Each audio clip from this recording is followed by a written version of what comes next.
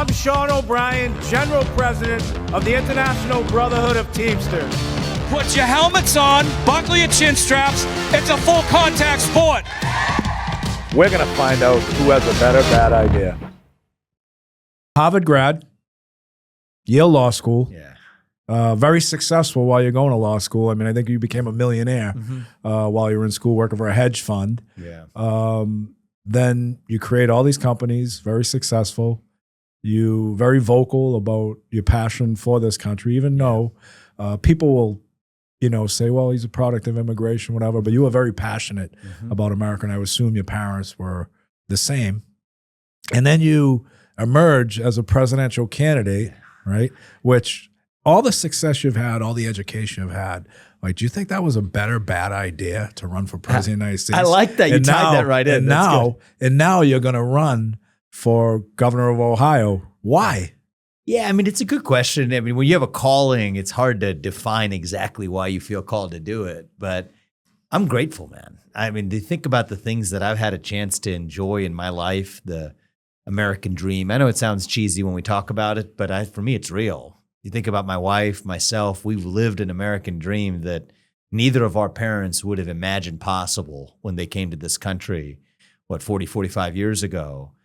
And I feel a sense of obligation now to do what I can to pass that on to my kids, to their generation, to use the gifts we've been given to do good. Right. And when I graduated from college, it was a different mindset for me back then. I went to public schools in Cincinnati, about an hour and a half southwest of where we are right now. Went to public schools through 8th grade. I went to a Catholic high school. But at the time that I was graduating from college, my mindset was, look, I want to achieve success and stability. My dad worked at GE in the 90s under Jack Welch. I don't know if you're familiar. I do, yes. Big layoff during that whole tenure. Your dad was an engineer, correct? He was an engineer, yeah. There's a big plant in Evendale, Ohio. So that's where I grew up for most of my youth. When I was 5 and above, I was at Evendale. Before that, we grew up in what was a rural part of Ohio then, in Butler County. But I assume you grew up upper middle class, right? I would say we grew up maybe on the lower middle class and then worked our way to upper middle class, right? Because parents came with nothing. They started with, debt, 5-figure salaries, et cetera. But, over time they saved, they worked hard.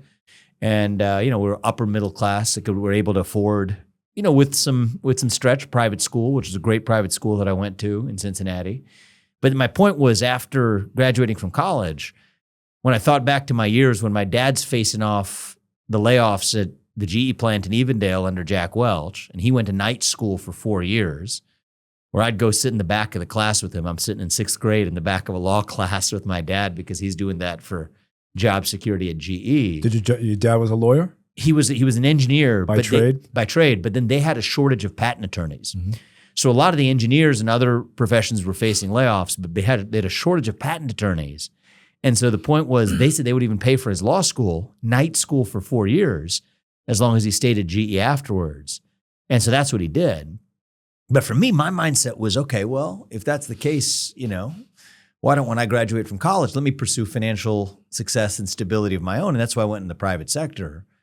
But then you come back over the course of a career. I had kids, my wife and we had kids in 2020. That changes your perspective. You've achieved success. I've built a company. Then you look back at the impact you want to have, and it just changed my mindset a little bit. I didn't know I was going to run for president then, but I knew there was more in my heart and more in my calling than just the business side of my life. And we had a funny story, not a funny story, but maybe a life-changing series of events in 2020 that really changed my perspective. And it was, I can tell you about it if you're interested, but it was a wild year. Yeah, for absolutely. us. I mean, look, the important thing here is that people have to realize you weren't aspiring to be a career politician. No. Right? Matter of fact, no. The way I look at it, and, I've met you several times, and obviously grateful you're coming on the show, but the research that I've done and looked at it looked like you were always driven towards financial success. You were going to build these companies, and just continue to be an entrepreneur type of person with goals and objectives of being very profitable. Yeah. Right. And that's great. I think we all want to achieve Nothing wrong with financial that, success. However, I think a lot of it's about how you're brought up, where you're brought up, and people keep pursuing those goals.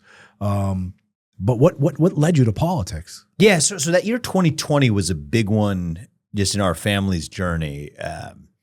There's the long version, the short version. I'll give you the shorter version is, so my wife is finishing her residency. She's a throat surgeon at the cancer hospital at Ohio State now, but she was finishing her training in New York City. We had decided back in 2019 we didn't want to raise our kids in Manhattan. We were already moved to Ohio in 2019, but she was finishing her training in the beginning of 2020. And that's in February of 2020, our first son's born as well. So she's in her final year of residency. That's a crazy schedule, but then our first son is born. And then that is February of 2020, right when, you remember what that time was, there was this strange virus that they heard about in China that started to hit New York City. Nobody knew what it was back then. I mean, the COVID policies were nuts in this country, the school closures, all of it, it was silly. But at that point, nobody knew what it was. But we're starting to see the negative effects of all that crazy behavior right now. Oh, totally. Whether it's business, mental health, or whatever it is. Oh, totally, yeah. We should talk about that because it's actually super relevant in Ohio. But back then, in that first wave in Manhattan, there was actually a lot of people who ended up in hospitals. The hospitals were overrun. A lot of people died. I mean, Manhattan, that first wave was not a joke, and nobody knew what it was. And so the interesting dilemma for our family is my wife gave birth on February 23rd, 2020. 3 weeks later, there's now a period where the hospitals are getting overrun in the city. She's literally a throat surgeon. Her specialty is airway surgery. They're shorthanded physicians. She goes back 3 weeks after giving birth, but at that point, nobody knew what the virus was, forced us to have to make a choice as a family where she couldn't, they said with infants, we don't know what the prognosis is in the original version of this virus. That required us to be physically separated. So I've been a biotech CEO. I'm the one traveling the world doing deals. And then suddenly, all of a sudden, son's born. That already is a big change. Now my wife is literally, she felt her sense of calling. That was her duty. She was good at it. They were short people. 3 weeks after giving birth through an emergency C-section is right back doing open airway surgery. Nobody knew what the virus was. So then I'm back home at our home in Ohio. You're a stay-at-home dad now. Yeah, I'm a stay-at-home dad all of a sudden. And that was just like, it's like you're driving in a car at 65 miles an hour and then you suddenly hit the brakes and take an exit ramp. It totally just changes your perspective a little bit. My wife was shipping her breast milk back to Ohio where I was, because of the physical separation and whatnot. And so anyway, that was the beginning of I would just say. Like an epiphany? Yeah, I mean, epiphany is a little strong, but it's like you're on a treadmill, right? And the treadmill's just continuously going. And then suddenly you've got the, you're running a treadmill, you got the emergency stop thing you pull off. Suddenly you pull off and now you're standing on the side of it. And it's just like, okay, you're catching your breath for a second. Makes you think. Then some more weird things happened that year, right? Later that year, that's when May of 2020 actually is when George Floyd dies. Right. And, I wish health and prosperity for everybody in this country. It was a tragic death. But the reaction to that in the country, I mean, it's my opinion. I'm curious for your perspective, but it was crazy, the reaction. Right. There's riots on the streets. On one hand, people have been locked down, told that you can't go outside except if it's to bash in storefronts and violently riot on the streets, but they'll call them mostly peaceful protests. And then suddenly there's an expectation that a CEO is supposed to make a public statement about it. Every other biotech CEO, that was the industry I was in, and every other tech CEO is then making a proclamation in favor of the people who are responsible for these riots, the BLM movement. And I refuse to do it. Well, I think too, you look at that and look, I'm pro police, I'm pro law enforcement. Same. I am pro checks and balances. Everybody's got a constitutional right. Agree with that too. To protest. There's no ifs, ands, or buts about it.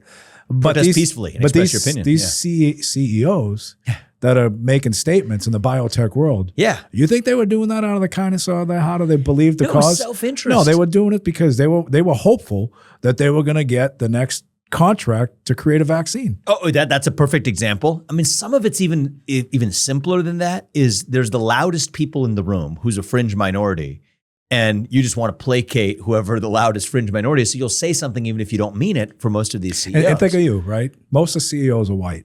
Yeah, that's actually true. All right, so you people are expecting you to come out and say, I support the Black Lives Matter. I support this. I support whatever, right? Yeah. And you don't do it.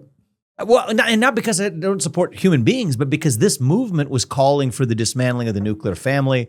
I don't support violence. So, and by the way, it's not the job, in my opinion, it's not the job of a company to make these proclamations anyway. What about January 6th? What was your position on that? Well, we'll come back to that in a couple of you guys. The whole journey leads to that. I'll tell you that in a second. Because this is May of 2020. I'll lead you all the way to January 6th. And the reason why I asked that question is because, there's people that, criticize everybody for everything that goes on in this country. Yeah. So my position is don't break the law, but on the other hand, you should have the right to peacefully express yourself without government censorship. Right. So, you obviously are President Trump is very supportive of your candidacy.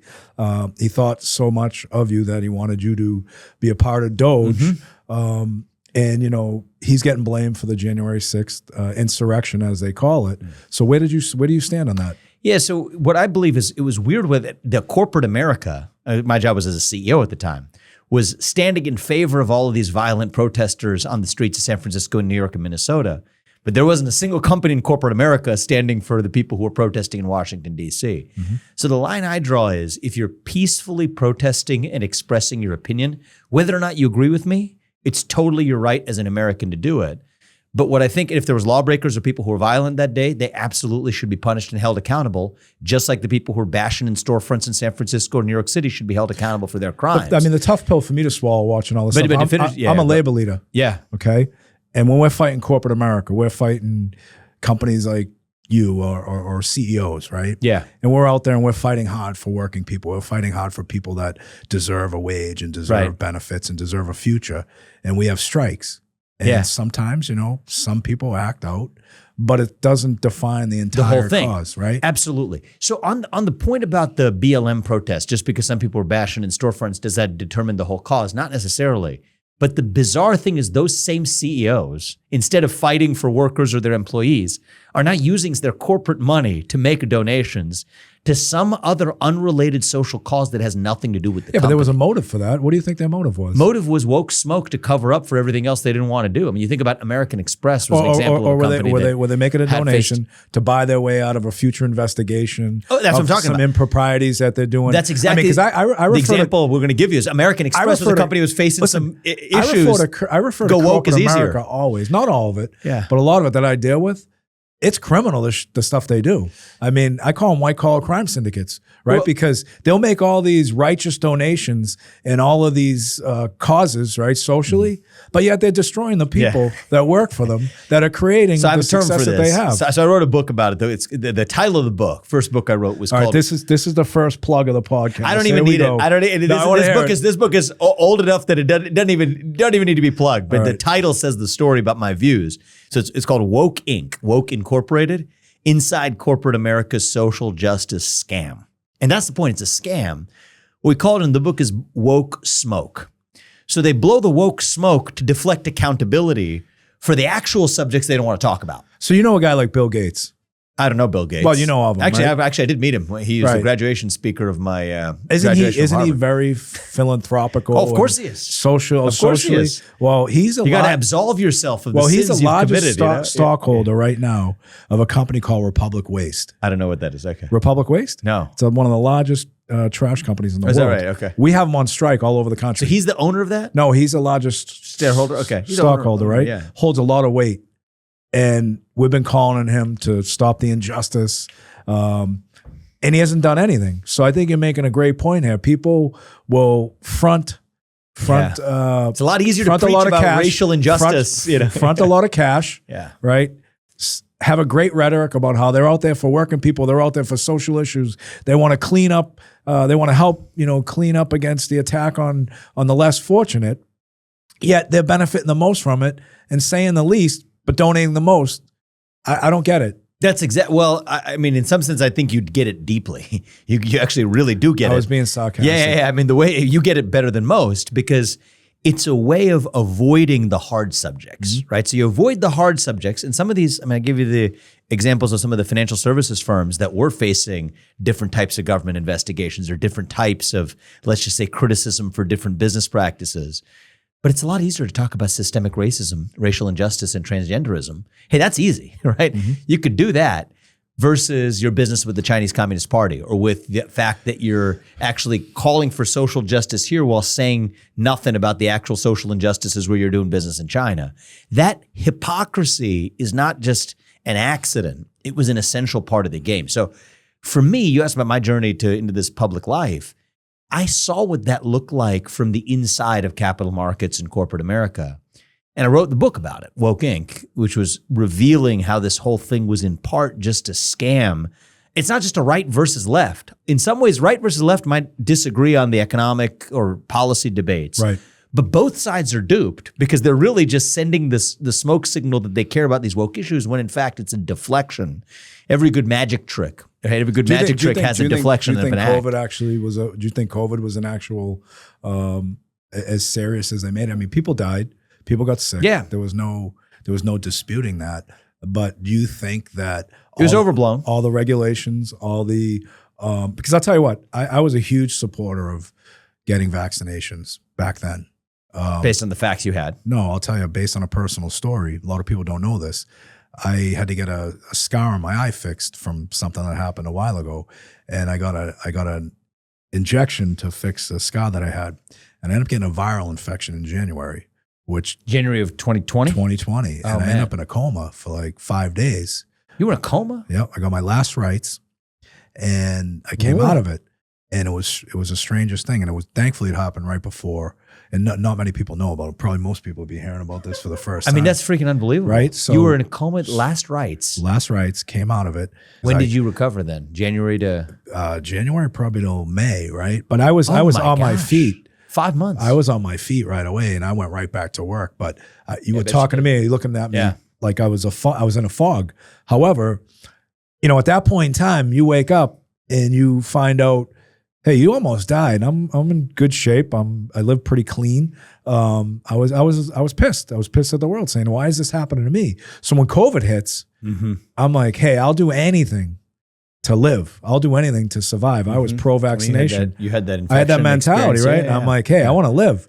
However, like as things went on, and I've seen people, and my 2 sons wouldn't get vaccinated. My oldest son has type 1 diabetes. And, there was so many inconsistencies with the vaccination. So many mandates, by the way. Yeah, so many theories. If you ask me today, would I get another vaccination? And I've had friends that I think died from the vaccinations. I've had people that have long-term effects that never really had COVID get sick from the vaccinations. If you ever ask me again if I'm taking another vaccination for a pandemic like COVID, and hopefully it doesn't happen again, I'm not doing it because there was so many uncertainties. Matter of fact, I thought I had COVID one time and I never got it, which is ironic. I never got it, and I called my doctor. I said, I think I have COVID, and everything was done remotely. Yeah. What are your symptoms? And I tell him, he goes, well, I just, there still is such a thing called the flu that exists. Oh, absolutely. Get it every year. So, I think people, even though they might have taken a certain position on COVID, pro-vaccination, pro-shutdown, that hurt a lot of people. And it hurt a lot of people. And we're seeing the residual results of it right now. And it's going to be factual. I mean, you look at those kids, and my son was a junior in high school, my youngest. They weren't going to school. They weren't even doing their work. They weren't socializing with their peers. And now you're seeing a lot of kids, 21, 22, 23, that are having anxiety, that are socially awkward, that are socially afraid. I mean, I think that's all a result of COVID. And I think if you had to poll people or ask people based upon what they see now versus what they were told back then, there'd be a whole different opinion. And they should have a whole different opinion. There'd be a whole different opinion. Some people still cling on to the old opinions. There'd be a whole different opinion. And I think there'd also be a whole different attitude of what is credible and is not credible coming from the government. This episode is brought to you by Catches Law Group, proud advocates for injured workers and their families since 1986. If you've been hurt on the job, navigating the workers' comp system can feel like fighting an uphill battle. That's where Catches Law comes in.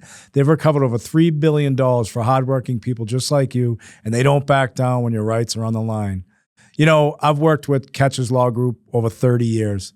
I have seen firsthand how they fight hard to protect people that are injured at work, to take on employers who forget the people that have made them the success that they are. Injured workers who, for 30 years, bend, lift, stoop, do repetitive movements where their body breaks down. And the employers have no respect or loyalty to those folks that make them the success that they are. Catches Law Group makes certain that every injured worker is fought for and their families, more importantly. Please visit them at catcheslaw.com. That's KECHES law.com. Yeah, well, I think that people understandably had skepticism of their government right now coming out of COVID. I mean, those are some crazy years we went through. And I don't want to get overly political here, but one of the reasons I'm particularly on a mission to succeed here in Ohio is my one opponent in this race on the other side was actually the person who was responsible for the shutdowns. She's a doctor. She was the head of health and she was like the Fauci of Ohio. Yeah. But the problem is, see, we all want the same goals. Most of us, good-hearted people, we want the same goals. Empowerment for all of our kids. You think about this. I told you I went to public schools in Cincinnati through 8th grade, and then I went to a private Jesuit high school called St. X for high school. All right. Cincinnati public schools were closed for a year and a half. St. X, the high school that I went to, was closed for all of 5 days for the entire pandemic. Well, that's the Archdiocese. Yeah. They're a business, you know. Well, I went to a Catholic school too. So, where'd you go? You know, if your mother didn't, Catholic school in Boston. Yeah, I went to in Medford. It was St. Joseph's. But if your mother didn't work bingo, you got assessed X amount of dollars towards your tuition. I mean, look, they're running a business, so you know. But my point is, those public school kids are never going to get that year and a half of their education back, and so the very people who often preach the most about inequality are the ones actually forcing the policies that create that inequality. So it's kind of the thing you were talking about with corporate America, the equivalent for politicians, right? The company will deflect some woke smoke, say some stuff about systemic racism and woke injustice and transgender and boys competing with girls and check those boxes and make equal unigender bathrooms. That's the easy stuff to deflect the scrutiny on, say, other parts of their business they don't want the public paying attention to. Right. The equivalent for the politicians is many of them would love to preach about inequality, talk about how unjust the system is and how you're going to actually fight for equality, when in fact the very policies you're adopting are creating that inequality. Look at the example in COVID, where the kids in the public schools are now left holding the bag, while kids who are in the private schools are now far better off, not just for academic performance, but even mental health and their state of social health. I don't think you're going to debate from most people that have experienced it, or most parents that have children that are probably between their 20s and 25 years old that experience that. But what was like the defining moment where most people wake up and they go, their trajectory to be a high-level politician, I'm going to be in the school committee. I'm going to go on to the city council or town alderman. I'm going to go into maybe state representative. State rep, right. And then I might end up taking a shot at, a congressional seat. You just went right for president of the United States. Yeah. I mean, you are well known in the business community. There's no doubt about that. But in the political arena, I mean, you see this person coming up, very bright, very articulate, very driven, very educated, very wealthy, and doesn't look like most of the candidates that were on that stage. So why go? We just went right for the top? I mean, has that been your style all along? It's kind of has been, to be honest with you, but it's not like an ego thing. It's more of you want to have the biggest impact you can, right? And we all get this one life to live. And you talked about your experience, right? You ended up in a coma. Right. Rights were said, and then here you are to live not only another day, but a whole new phase of your life where you're having big impact. I felt, thank God didn't have to go through that type of tragic experience, but, through this period, you become a parent, through the experiences I had during that year of 2020, just reflecting on your life, it takes as much effort to do something. And I've learned this. I've started businesses that were really small. My first business I started back when I was a senior in college. It takes as much effort to do something really small and to do it really well as it does to do something really big and to do it well. And I don't look down on people who are professional politicians either. It's just, I think right now our nation needs more outsiders. But even some of those people, the really good ones who are dedicated to it, if you want to do a really, really good job as a state assemblyman and really take your constituents seriously and go all out, it takes about as much effort to do that really well as it does to be the president. So when you were growing up, and I'm an executive, right, by background. So I figured if I'm an executive, I want to change the country, doing the way that I changed the country in the biggest possible way. Yeah, and I felt like we needed some younger people too. But you have to be well-rounded too. I mean, you've got to be able to see it from a business perspective, but you also have to see it from a community perspective where, public service, whether you're a politician, whether you like them or not, they give up a lot of their time. Sure. To make their communities better, attempt to. Some don't. Some have a motive. But when you were growing up, were your parents Democrats? Were they Republicans? Were they independents? They're pretty apolitical. How I would say. The way they look at it, and it's a bit of a lot of immigrant families kind of have this mindset, sort of just put your head down, focus work hard, take care of your family, give your family security, and politics and all that stuff, that's for somebody else. So that was the mentality. I did some research on you, obviously, and you had an influential piano instructor. She was, legendary, but she also had an influence, according to all the research that we did. She had an influence on you politically. Yeah, she did. Now, we criticize right now. It's funny. I think everybody criticizes the education department in this country for being too political and teaching their own personal views instead of teaching the curriculum. I know. Now, I mean, a little contradicting here. So she had a little influence on you. But why? She wasn't out of the public schools though. So she was listen, we know you took private piano lessons, but exactly. I'm just trying to make a correlation between an influence. I'll tell you a funny story. She's teaching you something. So I'll tell you a funny story about that because she was a great influence on my life. She's about yay tall. You see the launch I gave in Cincinnati for my governor's campaign. Yep. We invited a couple of speakers. One was the guy who used to cut my hair. His name was DJ. Ours must have got lost in the mail. After that speech I gave at the RNC. Come on. I was saving it for this. Here we go. We picked people. We invited him to this too. Well, we're saving you for the celebration. Man. Here we go. We're saving you for the celebration. The people who I spoke of mine were the people who knew me when I was a kid. So one was the guy who cut my hair. You should check out the clip, actually. He is awesome, but you just see his passion, right? He knew me from a young age. The other one we had was my piano teacher, but the problem for her was the microphone was too high, so we had to figure out how she could even speak. But she was a huge influence on my life because she was not only somebody who taught us how to play the piano, but had a solid view on the grounding of the family. And there was some interesting incidents, right? Because she's a strong Christian conservative. She comes to our house. We have a prayer room in the house, and she says, "Okay, but wait a minute, you're not Christian.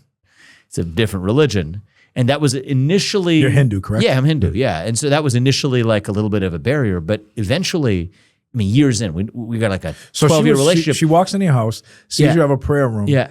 She doesn't know what religion you are, but she knows you're not Christian. Yeah. So she's a solid Christian conservative. Were there reservations of her teaching you because of that? No, definitely not reservations for her teaching us. But I think it created initially like, okay, there's a difference here. Mm-hmm. And I think over even that first year, it was like, wait a minute, these are the people who actually, from her perspective, embodied the very values that I'm trying to teach to kids across the community. Right. Grounded in family, grounded in belief in God, grounded in living by the right moral standards, that we ended up forming a special bond over it. And so by the time I get into junior high school, by the way, when I told her I wanted to go to Harvard, she lost it. She said, okay, they're going to turn you into some sort of liberal lunatic. Here's a book. Well, it is in the Republic, the People's Republic of Cambridge. Yeah, right. You and I both know what that's like. So she ended up taking more of a political role. But we used to flip this on its head in middle school, because she's a tough teacher. If you had not practiced, she would lay into you. Okay, she's somebody who did not suffer lack of effort lightly. Right. So the only out we could have was, and so we could kind of use this trick a little bit, my brother and I both, is if we hadn't practiced on a given week, but she was somebody who was a committed conservative. So if you pick something in the political news about, what Hillary Clinton or whatever had done, we would distract her. We call that deflection. Yeah, we call that deflection, and at least we wouldn't get in trouble for not practicing. So after a couple of times, she's like, I know what you're doing. So we're just going to go a little bit long. But then she started giving me homework. Here's a book on Reagan's biography. Go read it, which ended up being... We ended up having this friendly banter and this interplay, which ended up creating a great relationship that lasts to this day between me and Marianne is her name. But that was somebody, you think about the people who had an influence on your life. And I wouldn't say that I became conservative because of her. If you think about you're an adolescent, you have somebody who's an older figure trying to share with you political views. Often it could be the opposite. Right. Somebody actually pushes you in the other direction. But it was somebody who instead probably brought me to being a conservative, both by more seeing that here's two people of two different faiths, but grounded in the same value set of how you're supposed to live your life in a moral, virtuous way. and a bond across two unlikely people between, you put me next to Marianne, you couldn't have two more different people on paper who have this life bond and connection. That's something that actually, in some ways opened my heart to the best of what this country is actually all about, less so than just, her political views of transmitting conservatism to me. So again, why not run for local and state government in the state that you love the most? You go right to presidency. That's what I'm doing now. I would say that the thing is, if I wanted to be a politician, right? If you wanted to build a career as a politician, that's obviously what you would do. I was not in it to build a career. Now, J.D. Vance is a good friend of yours, right? He's a good friend, yeah. You met him at Yale. Yeah, we overlapped in I think law school. he was in the private sector, private equity world, or the finance world as well. And would you consider him a career politician? No, I don't think he built his career in politics. I mean, the only office he ran for before was the Senate. So I wouldn't put him in the category of a career politician. Me and JD are different people, to be clear. We're not the same. Yeah, no two people are the same, and he and I aren't the same person. I mean, either. even though you're both Republicans? Yeah, I know. Who would have ever thought? And I do like JD Vance. I love his story. His dad, it's his a great grandfather, story. His grandfather was a union worker as well. He's done a great job of telling the story. Let's talk about Ohio, though. Yeah. Let's talk about Ohio. Yeah. You're gonna have your work cut out here. I mean, your governor who's a Republican. He's very well liked. Mm-hmm. He works bipartisan. But Ohio has some struggles. I mean, at one time, it was like the mecca of industry, whether it was manufacturing. Sure. And a bunch of different kinds of manufacturing. Bunch of different manufacturing. Which farming. Through some, I think there's 80,000 farms in Ohio. But I think over these bad trade deals in the 90s, a lot of the industries that once thrived in Ohio have gone overseas. The work has gone overseas. And you're going to have your work cut off for you. What's your plan? I mean, the tariffs, are they going to help you achieve a goal of bringing industry back? Do you want to bring industry back? What's your perspective on that? So I want to bring industry back. I mean, I want the next industrial revolution to happen right here in our state of Ohio. If you think about it, a lot of people are surprised by this. Ohio actually did lead the first industrial revolution. Mm-hmm. So the capital of glass production in the world was Toledo, Ohio. Rubber production, the capital of the world was Akron. Now, 15.4 Youngstown, Cleveland, steel. You go straight down the list. 15.4% of the population of Ohio is under the poverty line. Mm-hmm. So, I mean, that's not a great statistic. If there was not work to be done, I wouldn't be doing this, right? If all was well, there's better ways to live one's life. But there's room to take this state to the next level, and that's going to require bringing that level of industry production back to our state. To me, one of the keys to the kingdom, though, and one that I'm focused on perhaps more than anybody, is the quality of education that kids get starting at a young age. That's where I'm focused. I mean, Ohio's been criticized. I mean, they're 30th in the nation right now, ranked 30th. That you guys have got some, or Ohio has got some accolades recently for improvements K through 8. We're making some improvements, but I think there's a long way to go. But how do you make those improvements when you've got people leaving the state, you've got industries leaving the state? How do you, Vivek, make this Ohio the Ohio that it was prior? Mm-hmm. I mean, part of that is, I think, a good governor. Half the job of a good governor is you got to market your state to the rest of the country and to the world. Mm-hmm. And to take nothing away from prior governors, it's been a while since Ohio's had a younger governor. Right. And I think that if you bring somebody who brings a youthful energy and perspective to market this state to the rest of the country, people can actually think about this as a place where they're eligible to move and to make their family. Mm-hmm. I mean, think about it. I went to Harvard. I formed my first company in New York City. We were just talking about that. I left there. I'm having a much better life in a version of the American dream right here. It's worked out for me and my wife. I think I'd love to advertise that, for that to work out for other families across the country. Now, it's got to be truth in advertising. We've got to actually make some changes to make our state the best and most successful state in the country. And I think unemployment continues to climb in this state. I think it's almost at 5% right now. It's interesting because I think there's two dynamics going on. There's unemployment climbing on the one hand. On the other hand, you have a lot of people who didn't yet get trained in the skills that allow them to be useful workers in the production companies that would be coming here, manufacturers that would be coming here, but for the fact that sometimes the skilled workers coming out of high school aren't exactly having the right skills that they need. So one of the things that I'm focused on is I want to implement useful skills-based education, not just a separate vocational education after you graduate from high school, but to integrate that into high school itself. And that's a big difference because A lot of talk now is correctly going in the direction of vocational higher education. I think that's great. But when somebody graduates from high school, it's like a life path thing. You think about going through high school as normal. After high school, to be able to pursue some other education, you have attrition. Versus if you actually implement what I think of as earn while you learn programs as early as high school, you then normalize people gaining the skills to be a welder or an electrician. Be for the building trades? Will those programs be learning a trade, or was it be across learning the board? business? Across the board, financial literacy. There's a lot of schools in Boston right now, trade schools. My oldest son went to a trade school. Yeah, which back in the day when I went to high school, people that went to trade schools were people that were just looking to get out of high school. Yeah, and they offered 4 or 5 trades: auto body, electricians, plumbing, and maybe HVAC. Yeah.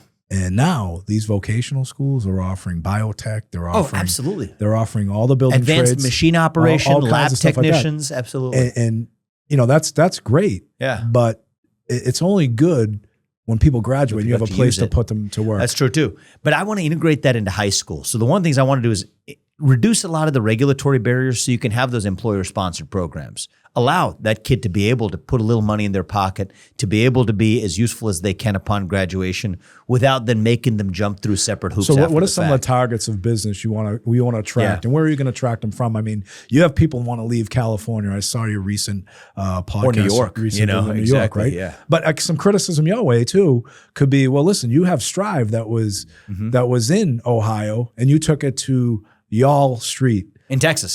So I'll tell you about that, right? actually. So, yeah. The Democrats are trying to criticize me. Right. And well, actually, I'll tell you the truth is, I mean, for me, that's one of the eye-opening experiences of why I'm running for governor. So when I was CEO, when I founded the company and led it as the top executive at the company, you know where I founded it? Right here in Ohio. I could found it anywhere. I incorporated it in Ohio because that's where I was born and raised, where I thought I wanted to help contribute to lifting up the Midwest. Plus you were stuck at home as a single dad because of COVID. Yeah, and in Ohio, right? So this was sort of the place that was natural for me to do it.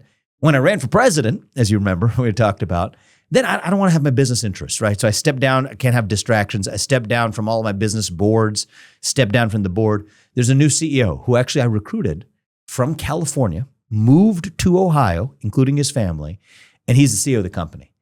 2 years later, it then comes up, right, or almost 2 years later, that he's doing a deal with a company in Texas. And the question between the two CEOs is, where did they set it up? I'm not on the board. I'm just a shareholder of the company at this point. He makes a decision independently, and I'm not mad at him for it. I think he got to make an objective decision for the business. Turns out the business environment in Texas is way more favorable than the business environment in Florida, but then in Ohio for that type of company. And so for me, that was one of the moments that caused me to take a step back and say, if the company that I founded, that I built and set up right in Ohio, that when you have a new CEO that does a deal with the Texas company, those two CEOs then decide that Texas is a better place to put it. That's a problem for our state. You think about that problem of people moving out, where are they going? They're going to Tennessee. They're going to Texas. Right. They're going to Florida. Point is, what are you going to do? And so to me, to bring Strive back and companies like that? Absolutely. Yeah. So I want to bring all of those companies that have left or started in other places back to the state of Ohio by creating a policy environment that actually rids a lot of the excess. I mean, you could think about all of the unnecessary regulations, climate regulations. You think about a lot of the hiring regulations, DEI, all of that stuff. I just want a clean state for doing business for as much production as possible. Semiconductor production, defense industrial base. I think that's a big area where we're going to be able to lead. Think about other areas like natural gas and nuclear energy where I want to see us become leaders. And also you think about even production. One of the areas where Ohio has real advantages is potentially in chemical production. You think about the pharmaceutical industry. I know a lot about the biotech industry. I just learned about These are areas where we need to have supply chains brought back to the U.S. Ohio is a great place to get that done, but we've got to make some changes to make this a more attractive place to do it. So have you learned about, you know about the biotech industry, right? Yeah. Have you seen the most recent story of the CEO at the Coldplay concert? Oh my God. At Foxborough Stadium. It was not good. It was not good. It was at Foxborough Stadium? In Gillette, yes. Yeah. I mean, I would say transparency is good for America in general. I mean, they got to check out their hiring practices as well moving forward. But I mean, I don't know. I mean, know what I read on social media, but it sounded like it was like the head of HR, was it? It was the it was the head of HR, right? And it was a CEO out at a Coldplay concert in a box at Gillette Stadium. So you know who paid for that, right? The CEO, the company. The company, right? $1 billion company. Yeah. And he's mugging it up, like holding his sweetie, right? Who's the HR director, who I would assume 99% of HR directors, and we deal with them all the time, would shun upon any type of fraternization. Oh, imagine if it was somebody else who did that at the company, they'd be fired, right? Yeah. And the best part about the whole thing was, they shine the camera on it, and they're like, "Look at this couple," and they duck and they hide. I saw him. Right? I thought it was a spoof. No, they duck. I thought it was a spoof. No, they duck initially. and they hide. And the lead singer of Coldplay says, either they're very shy or they're having an affair, and that thing goes viral. But not double standards in America. Yeah, I assume you don't want that company in Ohio, dude. Nah, I mean, if it's profitable, you will. Yeah, maybe with a different CEO. Maybe with a different CEO. If they make good products and they employ good people and actually cultivate a greater workforce, I'll bring them maybe just a different CEO and some practices at the top, right? That's why I'm a pragmatist, right? At the end of it. So let's talk about good employees. Yeah. Again, we're talking, bluntly, and this is a great thing about podcasts because you got a great opportunity, not like mainstream media, because you do a lot of podcasts where the narrative is controlled by the network, controlled by interviewer. So I got to say something though. A lot of podcasts can really be pretty sucky in the same way, but this is actually pretty good. No, this will be good. I like the fact that you kind of go. I'm going to ask you some tough questions. Yeah, right. Because look, we've got 45,000 Teamsters in Ohio.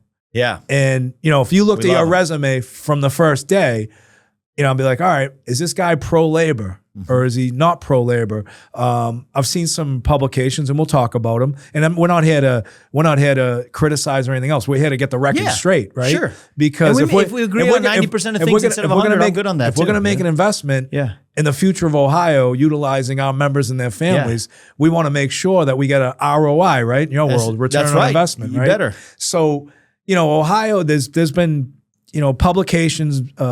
You've been quoting them saying you don't support public collective bargaining. Now, but we have cops, we have firemen, we have teachers, we have DPW workers. Just so you know, so I put teachers in a different category. But our police and fire. Our second largest constituency in the Teamsters Union, public sector workers, all across this country. Yeah. And there's nothing greater than a great example of these people that actually work in the communities and states and make the community and states the success they are. I got you. So let me draw a big distinction, because you may not agree with where I'm at, but at least tell you where I'm at. I'll just tell you where I'm at. Yes. There's teachers, and then there's everybody else on the public side. Police, fire, I actually believe that there are certain, I just met with the chiefs of police the other day. You think about qualified immunity, one of the biggest issues of making sure that somebody in law enforcement isn't penalized for an after-the-fact decision that they're making under the heat of the moment. They shouldn't be penalized for that. And those are examples of specific issues where a lot of the unions have done great work in making sure that we have qualified immunity, which I support, and without which we wouldn't even be able to recruit people into the police profession or into being a firefighter. So those are in a different category. And back in 2012. One thing you just said, I talked to the chiefs. Yeah. It's different. We're talking membership as well. We're talking to the member. Okay, you talked to the rank and files as well. Absolutely, yeah. Okay. All the way up to the bottom, and you got to understand a 360 degree from every perspective, right? Right. So that's one category which I do not intend to touch the status quo, because the status quo is working well, and we need to keep it. The one area, and maybe it's okay. I would predict we're going to agree on most things. There may be a small set of things where we have some slightly different views. The one area where I have a slightly different point of view that I put in a different category from all other unions, just based on the experience of how they function, is the teachers' unions.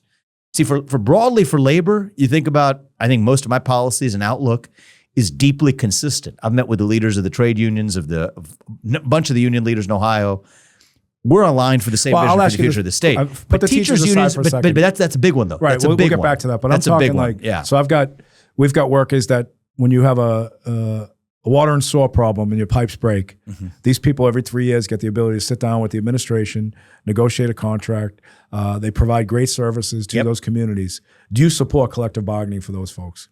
I support protecting the ability for them to actually, bargain for themselves, for sure. Why not? Have the union bargain for them. Yeah, so I'll give you very specific examples. Like talk about the pipe fitters union, or you talk about the carpenters union. It's not just the bargaining that's important. What are they doing is they're actually pulling together people who have skills that even the contractors benefit from the existence of those trade unions. So I'm a strong protector of the ability for people to be able to freely organize. It's a long part of the tradition of the history of this country. And in Ohio, where it's most relevant is you look at the pipe fitters, you look at the sheet metal workers, you look at the carpenters. I've visited with many of them. Don't forget the best union in Ohio. Teamsters. Teamsters, yes. I mean, that's why we're here. Jesus Christ. Well, I want to be his campaign manager on labor. I would. What are you doing over there? You taking notes? Well, I would say same thing as I said with respect to the launch of the campaign. We're saving you for the celebration. We got to start with the big boss, man. Right, but here's the thing: like we're starting with the top. You look back, but, right? But the public comments that you're talking about, to be clear, are focused on one topic: teachers' unions. And I've been clear about that. Okay, I've been crystal clear about that. So, what's your perspective on the teachers' My perspective on the teachers' unions is, that's the one area of collective bargaining that I would not rule out eliminating.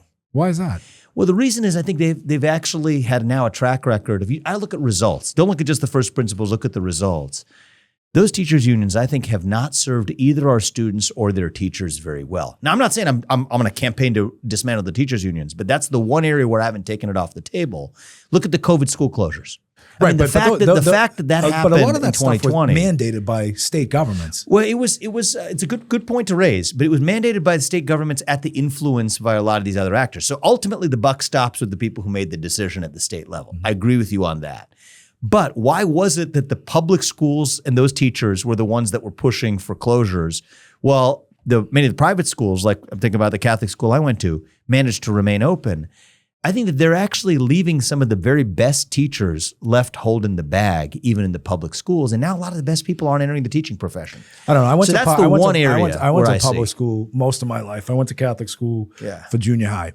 And I went to public school, and the public school teachers, and I'm very supportive of public school teachers. We're going to So am I. Public school teachers, which is different from we're going to public agree to school disagree on this. But I'm very supportive of the teachers union because don't get me wrong. There's always people there's 5% of any group that give the organization a bad name. Maybe the loudest ones, by the way, too. Yeah. Right. But, I think it's important that people should have a voice, should be represented.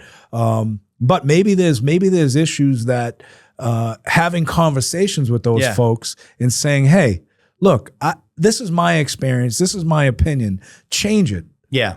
Tell me how to change this opinion. So I'm totally open to that. But one thing is, I'm totally open to the that. people that have had the most influence in my life, because my parents worked, my father worked 2 or 3 jobs. I grew up in a neighborhood. You're basically on your own. And I wasn't in a rural area, it was a city area. But the people that had the most influence on me, and this is my perspective, were the teachers that had us for 8 hours per day, 180 days per year. Lot different times right now. I get what you're saying. The COVID didn't help. Teachers not wanting to go back to school. It's different today than it was different. Before. But I think if we can learn from anything with what happened during COVID and education, is there should be an ability for a guy like you that's so as a governor, right? That's so articulate, very educated, to have these conversations and say, look, I'm not blaming collective bargaining and teachers as the problem. Let's figure out a solution collectively we can work together on. And I think that's something that would be welcomed with open arms. I would give you my word on you'll be the only one doing that. And you know what? My point is I'm not saying that we're definitely going after teachers unions. That's the only one that I put in a different category, because the rest is, I'm a pragmatist at the end of the day. If it ain't broke, don't fix it. Right. You think about the way that all of the other trade unions, all the other unions in the state are working, it ain't broke, we don't need to fix it. The one area that is broken, and I'm not saying it's just the teachers unions, but we got to take a comprehensive look at it, is the failing of education. You think about the educational outcomes in our state in particular, but across the country too, they're trailing where they need to be, trailing our students in Singapore or China. And it wasn't that way 30 years ago.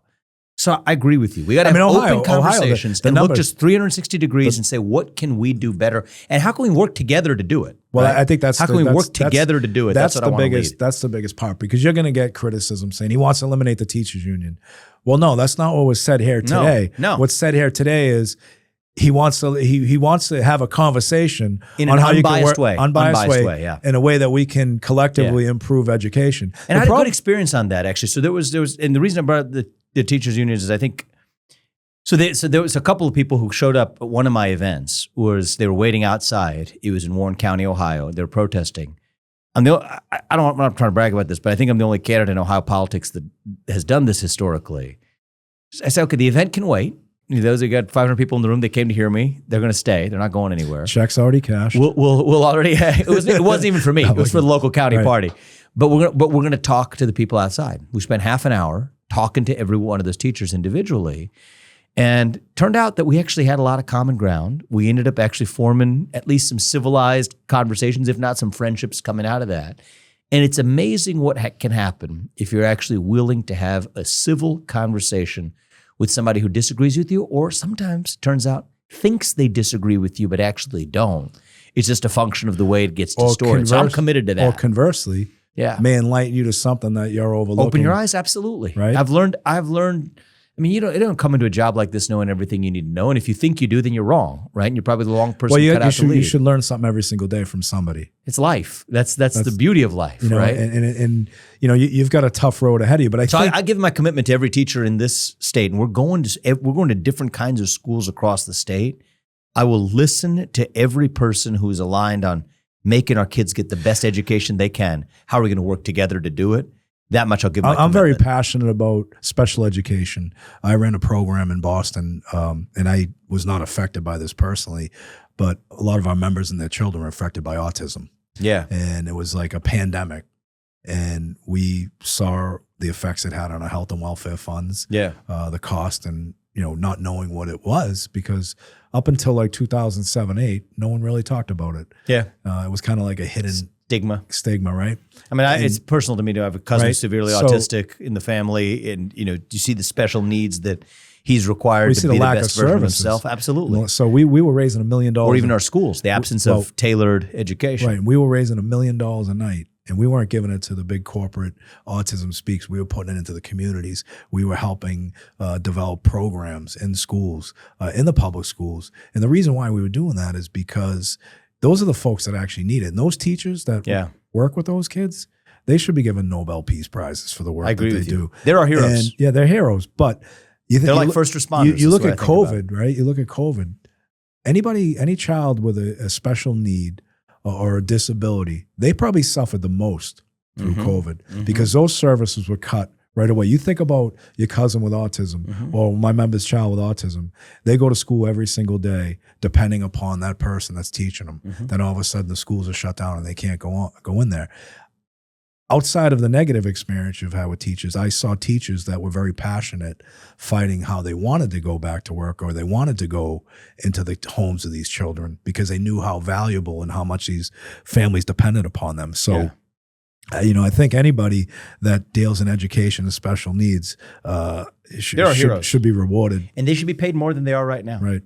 I think I'm probably the only person who's run as a Republican or a Democrat who routinely, in probably 80% of the many, many speeches I've made in the last 6 months in this state, said, it's not a Republican talking point, but I'm going to say it anyway.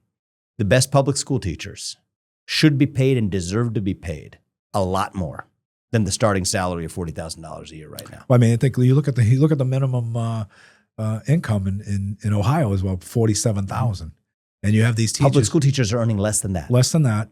Are actually responsible for the most important function. Cultivating the most precious commodity we have in this country, and that's our children. I think about future. even. I mean, I went to public schools. I had a teacher named Ms. Kinney in 6th grade. She changed my life. Public school, Robert E. Lucas Intermediate School in Sharonville, Ohio. Sadly, the school's closed today. Had kids from all kinds of diverse backgrounds, challenged family backgrounds, challenged economic backgrounds. They had a magnet program that I had a chance to be a part of. She changed my life. She saw potential in me. She took the time. She had 30 kids in her class, took the time with me. See, I see potential in you, but she was hard on me, but she helped me wake up to see the potential I didn't believe in myself that I had. She changed my life. She died in an accident a couple of years ago, or else she'd be, I'm sure, part of what we're doing today. Did she know your name was Vivek?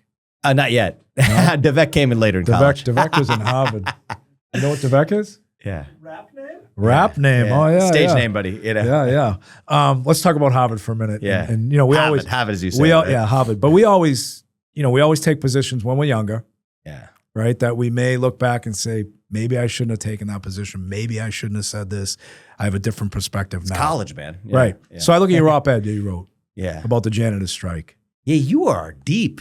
Oh my gosh! I'm not letting you off the hook, deep. buddy. I love that. If you're gonna come in, because that was my stage rap type stuff. Stage rap type stuff, right? The Harvard Crimson. The Harvard Crimson. You write an op-ed, and I was involved in that janitor strike because I just took over Local 25 at the time. We're the biggest union in Boston, and we control. Is that right? We control rubbish, trash, everything. You took over now, yeah. For back no, then. but we did. You were there back then. I was there back then. I was head of local. I was 34 years old. Is that right? I was 18. And very, very sympathetic. Everybody was sympathetic to the janitors, justice for the janitors, especially at Harvard. Mm-hmm. And your op-ed suggested that, you weren't that supportive of them. You were more supportive. I wasn't supportive of the students who were protesting in an open manner. But I think some of your quotes were, and again, this is not to demoralize or bring a negative in, but I want to get the positive views out there. So absolutely. You have to remind me. You made some comments. I got them written down. Yeah. You've made some comments, right? One was, this is going to compromise the relationship between the more fortunate versus the less fortunate, because a lot of these student fees now are going to have to go towards his janitor's livable wages. And looking back at that comment, I look at that and say, and I grew up not too far from Harvard. Yeah. And we'd look at Harvard students and say, wow, they're smart, they're great, they're good, but they're rich kids. They're all rich kids that are going there. You make that statement, and those are the people, and I was always brought up that the janitor is just as important as the CEO of a company. They add just as much value. That wasn't the perspective of that op-ed back then. And that wasn't the way it came across. The perspective of that 18-year-old was that this college costs way too much, and I'm worried about, think about $45,000 a year or whatever it is, and you got students who are actually, many of them coming from wealthy Manhattan, Upper East Side suburbanites who came from far wealthier backgrounds than I did growing up, somehow sanctimoniously protesting for that cause. That was the 18-year-old perspective in me at that particular point in time. But the real answer is that these universities are actually wasting their money on not just the fact that the tuitions are high because of the janitor pay, the tuitions are high because of everywhere else they're wasting their money. If looking back right now, what you said then and what your opinion is now, I mean, do you support a livable wages for those folks? I do, absolutely. Okay.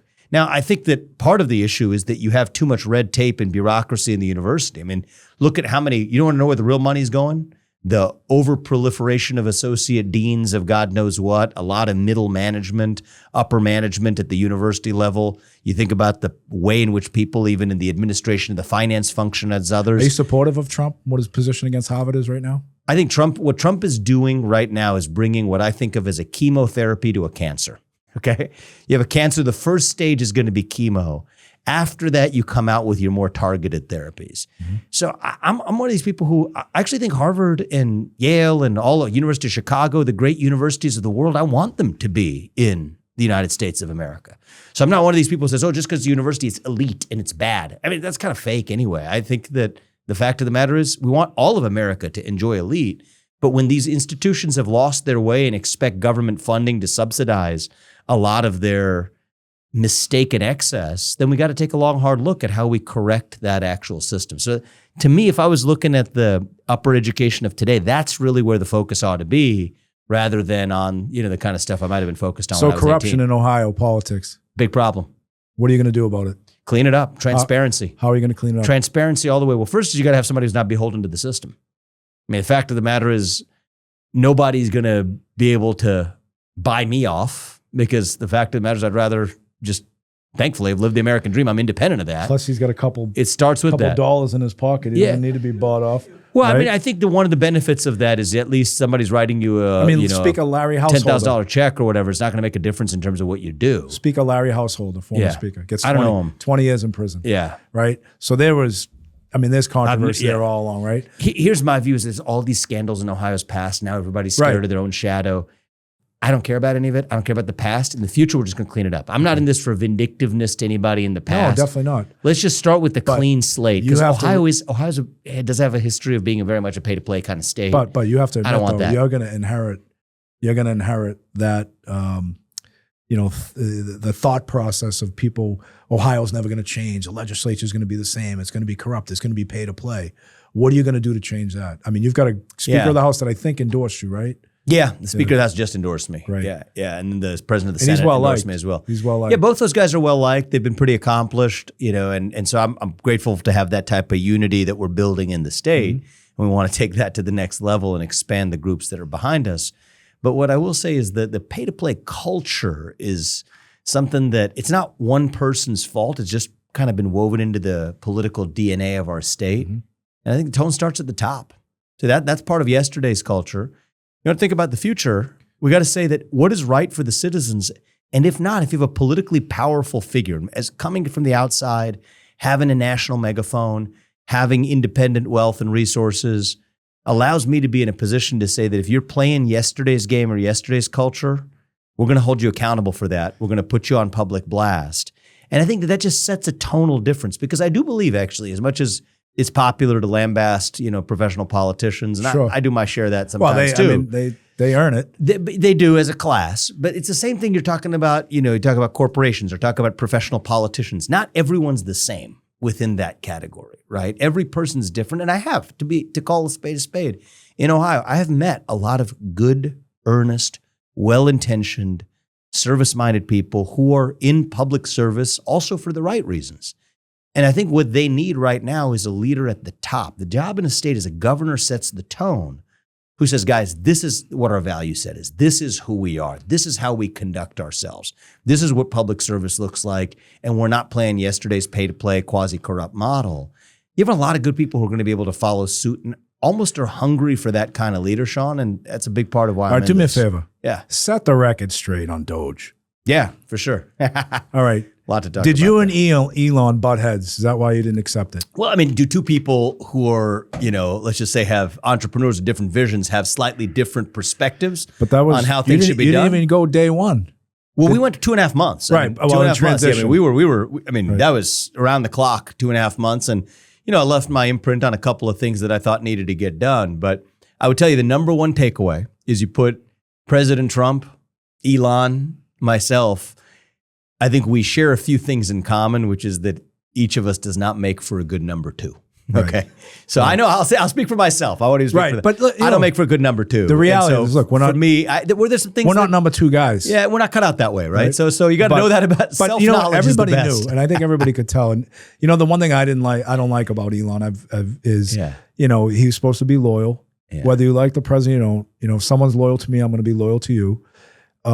Once he didn't get his way, it seemed like he started kicking and screaming, and then he starts attacking the president, right? And I'm going to leave that because I have nothing to do with either of them. But I get it. But my point is, did you see this coming before the inauguration?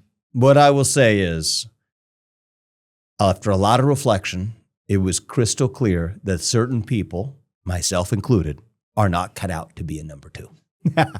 And so for myself, I knew I was going to be at my best in leading from the front back in my own home state. And by the way, totally good terms with both of them. President Trump, both of them actually endorsed me on day one. Right. And so, we're great friends all around. But my advice to anyone else out there is anybody else who's similar like me, not cut out to be a number two, don't put yourself in that position. All right. So I got a couple more questions. We'll wrap it up real quick. This will be like rapid fire.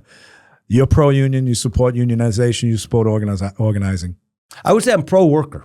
Pro-worker is the way. You're not pro-union? I'm pro. I mean, to the extent those unions, teachers union again is the one example that I would tell you that I'm a little bit. So you would support shaky on, but everything else, you would support workers' rights to organize. Absolutely, former union. Absolutely. Okay. Workers to collectively bargain outside of conversations you need to have with the teachers union.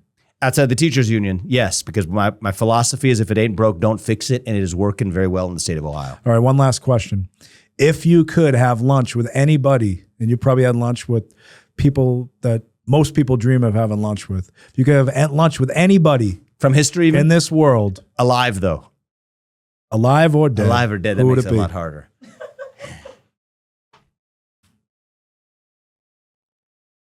I'd take my old friend TJ. Thomas Jefferson. Okay. Yeah. He's a guy who's captured my curiosity because he was younger than me, and he became the guy who set the whole country into motion. Pretty interesting dude. Had a lot of different interests, but there's going to be others I got to have. One's alive, and maybe I will have lunch with them. I'm actually pretty keen on my man Novak Djokovic recently too. Been watching him, paying attention to.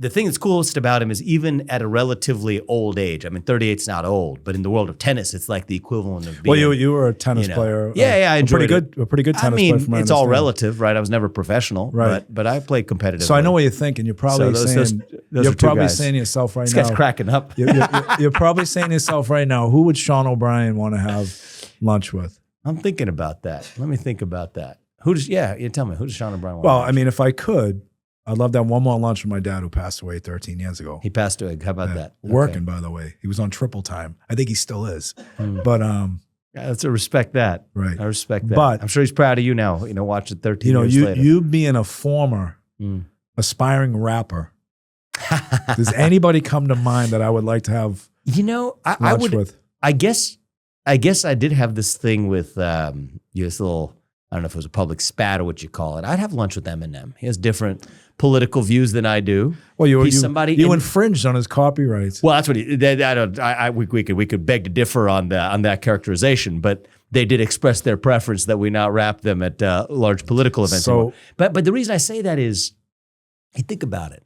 There's a guy who's interested me a lot because he was a guy who bucked the trend. Mm-hmm. Right back then, a white guy in rap, right? Growing up in Michigan, he did not give, I'll say it more politely, did not give a care about what anybody thought. His rap reflected it, and that was Gen 1. And then as he kind of got older, you could see he was maturing. Something changed. You could say maturing, but there was guardrails around what he felt comfortable saying versus not. And then he's the guy who's now kind of a little bit more politically correct. Well, I think back then I'd be interested in understanding that evolution. But that's not the guy I want to have lunch with. I want to say version 1.0. Version 1.0 is what I'm interested in. The rapper, my guy I want to have lunch with is Snoop Dogg. A Snoop Dogg? The best. Why? Oh, I love him. He's interesting. Yeah, he's good. I mean, he's tight with Martha. Yeah. You know what I mean? Yeah, doesn't get any better than that. Yeah. All right, Snoop Dogg. All right, maybe we could do 4 of us. Absolutely. Let's see if we make that happen, all right? We'll do an addition to this. We'll definitely do it. I've heard a better bad idea than that. So I got a better bad idea than that. Well, listen, thank you very much for taking the time out of your busy schedule. Wish you all the luck in your campaign. Thank you, brother. Make sure you go out and meet with all those unions. Yeah. Tell them what you're all about. I would love that. And hopefully have you on in a future podcast. I would love that, man. Thank you for keep coming back to Ohio. I don't need to tell you this, but we're your kind of people here, and a lot of your people are here. So I stayed in Dublin last night. You did? Yes. Which the Bridge Park area or just Dublin? Was that Marriott or Hilton? Hilton. Okay, all right, it's a nice area. Yeah, we stayed in Dublin because I've been to Dublin, Ireland, and I say I want to be in Dublin, Ohio. So you know when you should come back for, especially you would like this, Celtics fan. You should come back for the Dublin Irish Festival. When is it? It's one of the best Irish festivals in the country. I'll let you know. We'll get you the exact date when it is. We'll be there, sir. It's as long as you rap. Yeah, I know. As long as you rap at the event. Gaelic rap. Let's do it. All right, thank you very much. Appreciate it.